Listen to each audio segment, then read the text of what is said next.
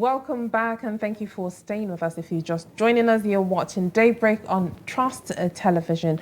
We'll be diving straight into our discussion segment and we're excited to dive really deep into the latest developments in university admissions regulations. So yesterday, the Joint Admissions and Matriculation Board, JAM, held its 2025 policy meeting in Abuja, unveiling key outcomes that will shape the admission process for the upcoming admission session. One of the most significant announcements is the minimum cutoff mark for universities set at 150.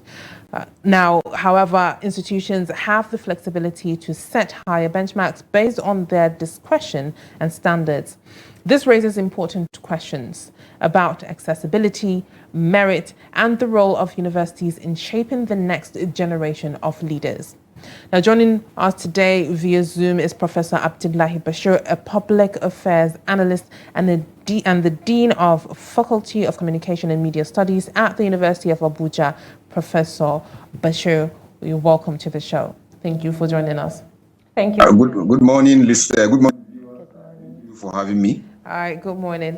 Today we'll be discussing the implications of these new regulations, including the potential impact on students, institutions, and the broader education sector. Now, some of the key questions we'll explore include: what does the new cutoff mark mean for students who scored below 150? How will institutions balance merit-based admissions with the need to fill available slots? And what are the potential consequences of allowing institutions to set their own cutoff marks? We'll all examine the role of the central admissions processing system in ensuring transparency and standardization, as well as the allocation of institutional quotas based on capacity and infrastructure.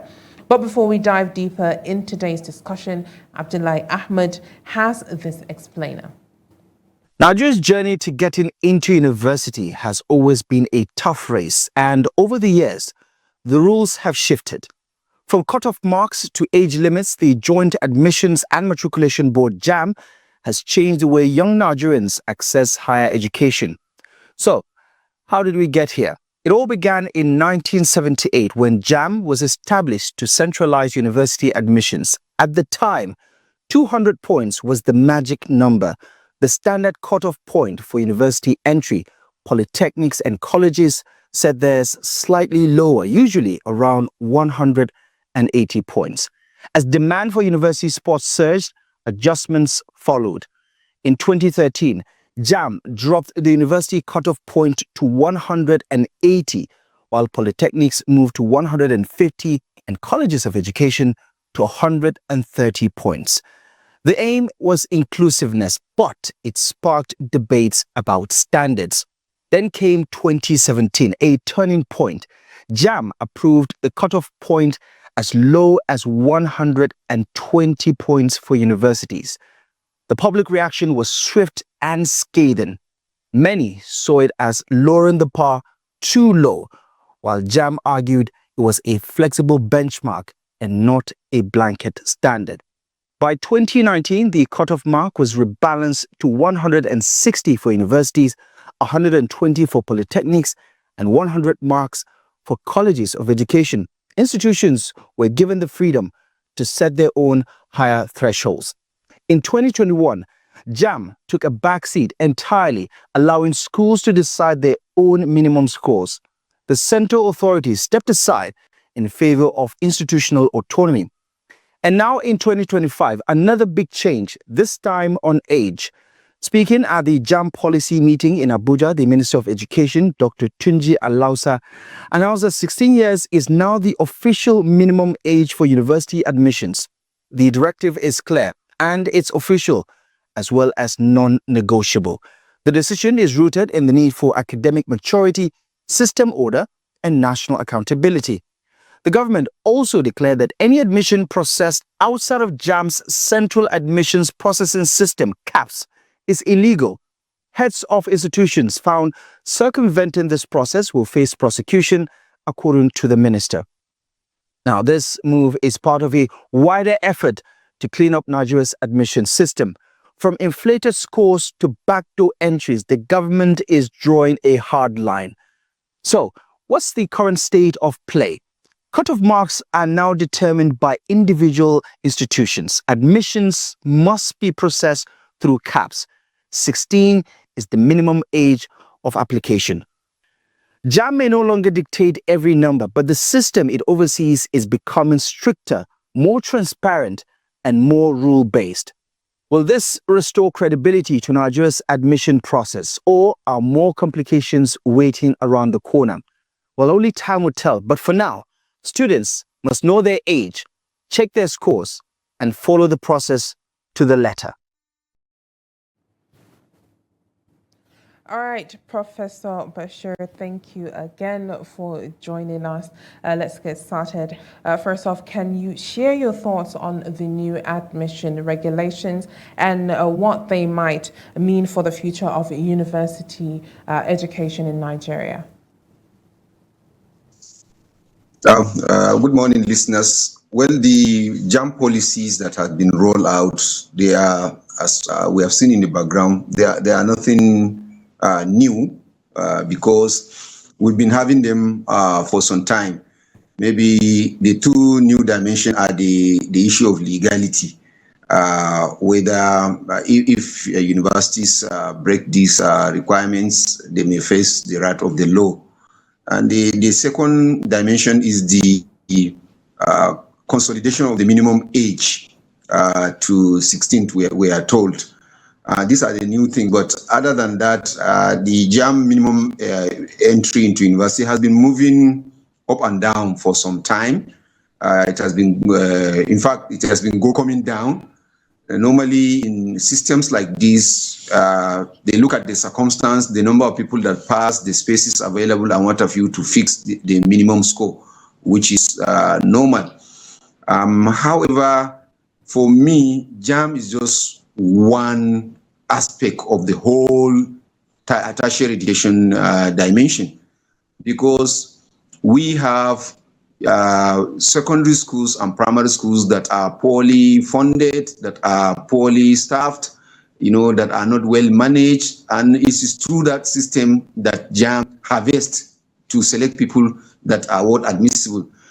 And even if you look at the mode of the JAM question, and sometimes what we hear about the integrity of the examination and what we see in the performance of the students with some magical scores, it doesn't tally. You employ student as physics major, he will come and you can see that there are basic elementary things in physics that he's supposed to know, but the tertiary institution has to start teaching him introductory physics. I think that's where our attention needs to focus. JAM is just the end. It is just one of the process. In fact, it's not the most fundamental. It's whether we teach them and they do the right thing in primary schools and they do the right thing in secondary schools. For me, the policies are okay. The 16 years is okay because by then a student, except if he's a talented, highly talented student like is taken in other countries, is matured enough to start tertiary education. So it is fair. It is fair, so to say. But it is also fair that universities or departments can also determine the maximum score, while the policy has given the minimum score. Take somebody who wants to study medicine and surgery in University A, their score might be higher than University B, which is less competitive. So it is normal in a system like that. For me, the policy is okay, except one or two things that we need to think, and we also need to go beyond JAM. All right. With this year's recent low percentage of score when it comes to JAM score, what does the new cutoff mark mean for students who scored below 150, and with a lot of discrepancies when it came to the examination in itself, and computers having problem, and other students not even having access to computers until that day of writing examination? What do you think the effect would be on those students and the pressure as well? Yeah, just as you have rightly said, if few number of students scored more than the minimum that has been set off by JAM, automatically the pool number of students that will get admitted in tertiary institutions in that year might be low, although we have the direct entry arm of the admission, which is usually 20% or even less. They are not much. So that means that there are fewer students and we may have large number of universities. Already the university system has been rapidly expanding beyond even normal growth in Nigeria. For every 1 month, 2 months, you hear licenses have been given. Government is planning to build universities, even though we are questioning the resources that will be put within such short time. You can't train a PhD in 1 year to employ in such institutions. So we're having lesser and lesser quality. And as I said earlier, we need to go back to the basics. Primary school and secondary school, that's where we have problem. Where right now in FCT, for instance, I think primary schools the teachers are on strike for months. What do you expect on the curriculum? And in many states, primary school teachers are underpaid. Some their salaries take months to even get paid. They don't get promoted. There's low morale. These are the people that will teach those primary school, those pupils to come to universities or polytechnics or colleges of education. So we need to look at those fundamentals. Federal government should not just close its eyes. It has 1 or 2 unity colleges and that's all. It has to work with the states and the local government to ensure that the primary school system, at least the public primary school system and the public secondary school system, they are up and doing. They have the right equipment, the right atmosphere, the right curriculum. Coming back to the job itself, we know of secondary schools that do not even have electricity. They don't even have a generator or any cable in that secondary school. And those secondary schools are these pupils that will go to write JAM. Some of them don't have interface with computer. And we expect all of them automatically to write a CBT, no alternative. You understand? That automatically means that there is something that's going to happen which is not proper. Then two, the CBT system normally, like any other system, might have its own problem. Intentional or poor plan or whatever, glitches might be there and what have you. How is our system robust enough to continue doing that and to expand? Are we just training urban-based students to enter into universities and polytechnic? Agreed that not everybody needs a degree, but those that need it, it should have quality of service, and it shouldn't be also in favor of people that are urban centered. It should also include people that are in the rural areas, so that education should be neutral in promoting growth and what have you. So it takes us back to the fundamental. We are increasing the university at an exponential rate. The quality of education at primary and secondary schools has not risen to that level. So we may end up having large number of university spaces, few people to fill them, and we'll begin to look cut corners, say, okay, let's admit these people outside cap, or let's give amnesty, and what have you. So these are issues that we need to look at more fundamentally beyond JAM. We need to look at the system in its entirety so that we can have a fit for purpose system. We cannot say Nigeria's tertiary education system should look like more advanced countries. But even within our own level, we know that a lot of things need to be done in training these students to tertiary institutions. Over to you. All right. A lot of people have, done some reminiscence when it comes to gaining admission into higher institutions, and they say that at that time it only used to be maybe a WAEC or a NACO when they started writing NACO examinations, and then now you would have to gain admission by passing JAM or having the cutoff mark. So how do you think JAM has impacted when it comes to gaining admissions, and then in relation with the potential consequences that could be gotten when it comes to allowing institutions to set their own cutoff marks? Well, JAM is a good thing for the university educational system, because if you leave it uncoordinated, somebody who is living in Kano and wants to study in Ilorin, for instance, or even Lagos, may have to travel, to go to Lagos to obtain form from University of Lagos or Ilorin. Vice versa, somebody in Ogun who wants to study in Jos might have to do all the traveling. JAM has made that easy, which is expected, and it is good. However, where we are having issues is a situation whereby you see somebody with JAM score that is fantastic, give him elementary things that he is supposed to have been taught in secondary school, he cannot solve it. So that's one of the problem we are having with the JAM. Then secondly, JAM system seems to be over rigid in some instance. There is a lot of rigidity with regard to admission that it has been so much centralized, unlike a federal system. There should be some room for flexibility by the universities to select candidate to get degrees. Then also, we should also know that UTME is only one mode of entry. There are other mode of entries through the direct entry. We should also factor into that. Yes, the percentage of those people that will need to come through that window need to also be considered, so that it will balance the quality of the students that we are having, especially in UTME. Very young lads who do not know their left from right, and they have been given very difficult course, and the lecturers are having it difficult to orient them. So I think a little reform, but fundamentally, as I keep saying, we need to go back to the basics. Teaching these young lads at primary and secondary school. Let them imbibe the right orientation. Let them have the right atmosphere. Let them have computers in their secondary schools and primary school.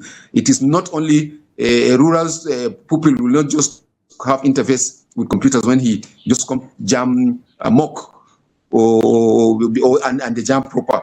And we know that these schools don't have all these things. So we need to also be realistic with this, and not to run faster than our situation. Okay, Professor Bashir, let's look at the minimum age requirement when it comes to entry into the university. Earlier in 2024, the then Education Minister, in person of Professor Tahir Mamam, during that time, the age for entry into any tertiary institution was 18 years.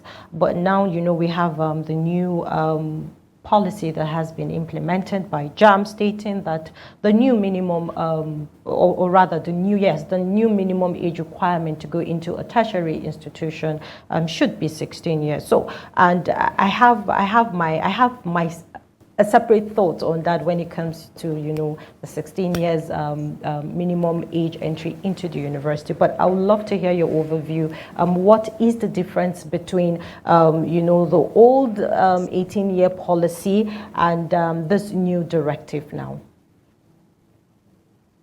Okay, to put it into context, we have an educational progression policy. It used to be the 6-3-3-4 system. Now is the 9-3-4 system. And for a student to be enrolled into Basic 1, he must, we are told that he should be around 6 or 7.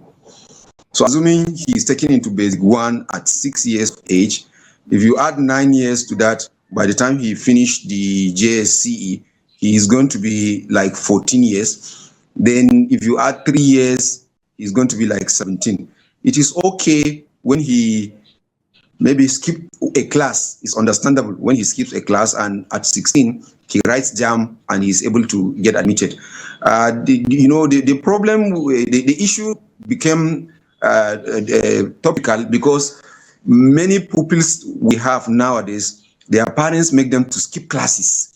Someone will be in Basic 4 and he will be moved to Secondary School 1, which is it Basic 7 or he will skip. Then by the time he reaches SS1, or they will ask him to write WAEC and JAM. And by sheer coincidence, or I will say luck, you see that the guy has gotten the 5 credits required in the university without even spending 4 years in the secondary school. Then he moves to the university, and you see somebody who is actually a secondary school pupil, roaming around in the universities, polytechnic or college education, doing nothing. And he cannot cope with both the physical and mental side. Parents are doing that to save costs. to speed up so that their child will graduate. And simply also because the degree that we give is not related to competence in that sector. He will finish a particular course, give him a task in that course, you can see he cannot perform. So people started complaining, educators started complaining. And I think that was why the former minister, in good faith, responded to say, no, we need somebody who is mature. People give example with foreign universities that a student with a very high IQ can even be given a master's, can skip this, can do this. Yes, we agree. But that is a country in which the system is matured and is developed. And there is no nepotism, there is no cutting cost, not cutting corner. Someone can be given to study a degree at 12 and he can be a genius and he can excel and you can see the output. But in our own case, let's tell ourselves the truth, it's not so. But 16 years is okay for somebody to come into a first degree, making it a minimum, reduction from that. But I want parents to allow their children to go through the education, because some of these topics that they are supposed to study in SS2, in SS3, it means those pupils may not even know them, may not do them. There is no private instruction for them to do them. They don't have a lesson teacher to take them through. We are just hurrying for these children to inherit us. They have time. Allow these children to grow normal. Grow normally. Yes, in abroad it's done like, but this is Nigeria.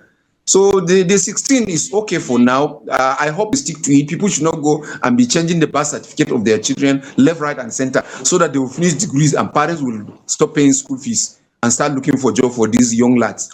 So allow the young lads to grow normally. That's my call for parents. For government, make sure that all the loopholes are blocked. For the university and tertiary institution lecturers and institutions, we need to monitor, we need to do a serious research. Is there a correlation between the performance of this young age? If we do a serious research, a nationwide, very good serious research on that, and we found out that these things are negative, there's no problem in reviewing the policy. It cannot be cast in stone. We can review it and say, no, this policy is not working. These young people need to mature truly. We need to restore it to 18. Or if the 16 years is okay, then we can say, okay, let's continue like that. It's a good practice. So that's my own take on it. But parents should not rush their children. You should allow the children to normally grow and mature, just as we did in the olden days.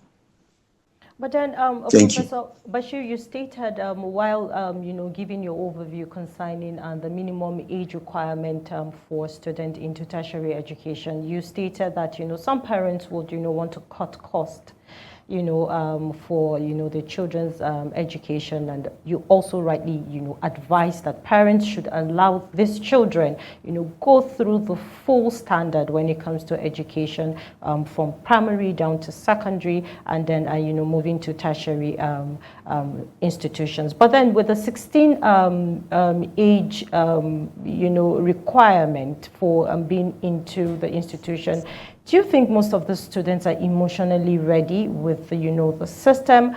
And also, our Nigerian universities, do you think we have the capacity, both as a lecturer, as as a head of a faculty? Do you think the universities have that capacity to help the students at 16? I mean, for me, I feel it's a little bit fragile, being that we're Nigerians, being that we have a system that is what it is. Do you think that the Nigerian university system can help these children emotionally get ready for being in the institution? And also, do you think there should be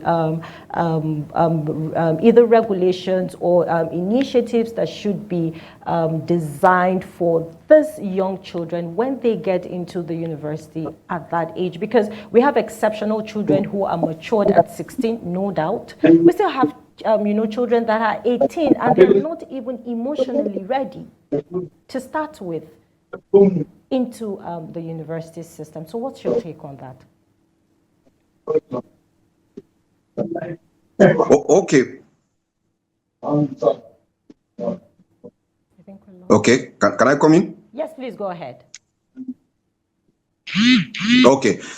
You see, as you said, a child admitted into tertiary institution at 16 actually is relatively young, but you know the biology and psychology of these people may not be static, especially in the urban centers. When they show you a child of 16, you might see him or her big and huge. You know, even though the mental side, some of them can be matured to manage and to progress in tertiary institution. However, the concern you raise is valid. There are some young students that are admitted at 16, 17. Actually, they are not matured, especially to be taken to tertiary institution that is far away from their parents, looking at the kind of upbringing they have. What does it mean? It means they require a lot of support, learner support, emotional support, counseling support. But you see, in the tertiary institutions in Nigeria, especially the publicly owned, we hardly employ people to give them this kind of counseling. How many student counselors do we have?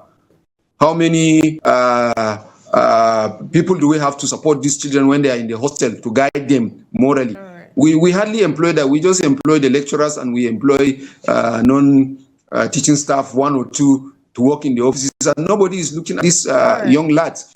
And they get influenced by a lot of bad things. You know, take even this mobile phone. We are having challenge in managing mobile phones use by students, especially during learning hours, during examination, during tests. And virtually you see the lecturer doing the work of the counselor, doing the work of support staff, doing teaching. And when you come to teach elementary things that you think that these students have experience or know, they just don't know, and they are abused, you know, as a result of not knowing that they have poor literacy, you know, and what have you. So the support is not there, to be honest, and the burden of catering for these young pupils lies on the lecturers, head of department, deans, and it's becoming too much. It's like you are doing your work as a researcher and a lecturer, and also doing additional work. Same thing with the non-teaching staff, the administrators. You know, you pass by a child by the roadside and he'll be doing things that typically a university student should not do, and you have to park and talk to him, talk sense into him. Sometimes he may listen, sometimes he doesn't listen. So it's like we are doing parenting in tertiary institution, which is not supposed to be the case. So that's why I recommended that we need to relook that policy that we encourage, because in our own case, it's going to be massive 16-year-olds. It's not going to be like half of them are 16-year-old and you have 25-year-old, 30-year-old people with degrees who wants to come to add degrees. If there is this balance, there may not be a problem. But if you look at the pattern of people that are writing JAM and are applying, it is the young lads. They are just trooping out of secondary schools or equivalent and wanting to get a degree, you know, because of the culture of being pushed. They want to get a degree at all costs, whether they need it or not. Some of them may not even get the course they desire. From entry point, they are demoralized. They sought for a particular program, maybe law, and law is applied. Many people applied and there is limited space and they're put into another program, and they enter with all sort of mannerisms. Hello, Professor. So we Bashir, need to. Can you hear us? Yes. Okay, thank you so much for sharing your thoughts. Okay, you're welcome. Thank you so much. Have a great day. All right, thank you. Let you go. Thank you so much for joining us this morning. All right, that's all we have for this discussion. All right, thank you. That's all we have for this discussion segment. Make sure you stay with us for our next segment. We would be reviewing the front pages of the National Daily. Stay with us.